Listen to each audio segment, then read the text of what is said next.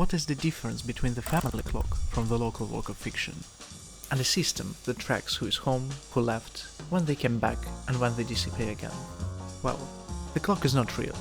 I had to move the spoons with pictures attached to them. The system, on the other hand, is very much feasible. So, why would anyone build a system that tracks people at home? Well, let me give you some context. I live in a shared house with 5 other people, and privacy is, let's say, aspirational. Someone's always coming in and going out, and half the time you don't even know if anyone is actually at home.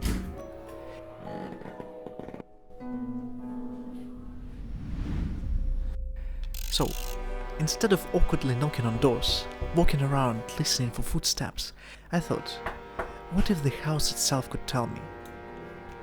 What if we turn an everyday, slightly annoying human problem into a technical one? So, let's stop asking why and start asking. There are 3 things that I, as an amateur engineer, came up with to bring this project to life. In theory, they should be replaceable. If one fails, the other 2 are there to make sure the whole system doesn't collapse. At least, that's the plan. Let's see if that actually holds. The problem number 1 that the digital Gulag faces, and yes, that is the proud title we gave to our system, is recognizing people.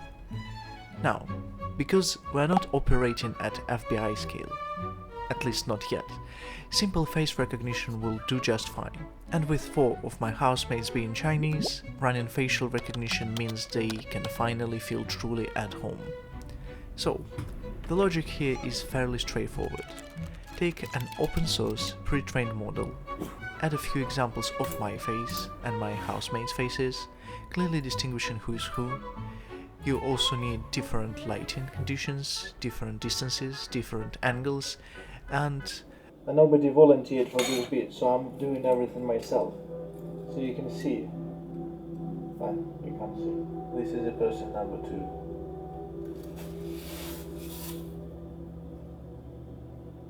But this is a person number 1. And yes, it's lagging. But it works. Most of the time we can identify people pretty reliably.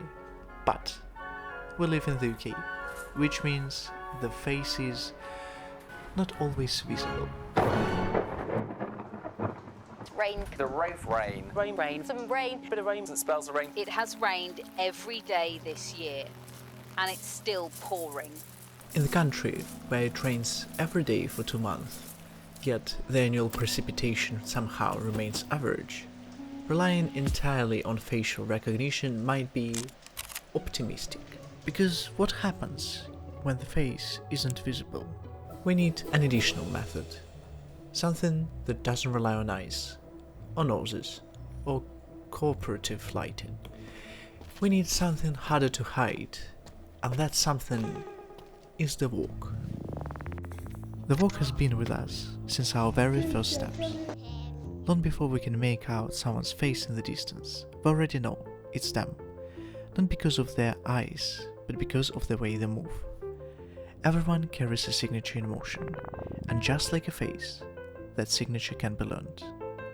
The principle is the same as facial recognition, only now instead of analyzing a static image, we analyze a sequence of frames. So now the system can identify someone either by their face or by the way they walk. But that raises another question. Recognizing a person is one thing, understanding whether they're coming in or leaving is something else entirely. This is my phone. Right now it is connected to the Wi-Fi. If I check the list of devices on the network, it's just a collection of MAC addresses. Anonymous. Yet, once we match each MAC address to a person over time, we gain a 3rd layer of identification. For example, this Redmi Note 15 Pro 5G. When a phone connects or disconnects, it most likely means someone has arrived or left. So it's not just a device, that is someone. So now, whether it's a face, a walk, or just a phone. The digital Gulag knows who's home. There is very little left to do, of course.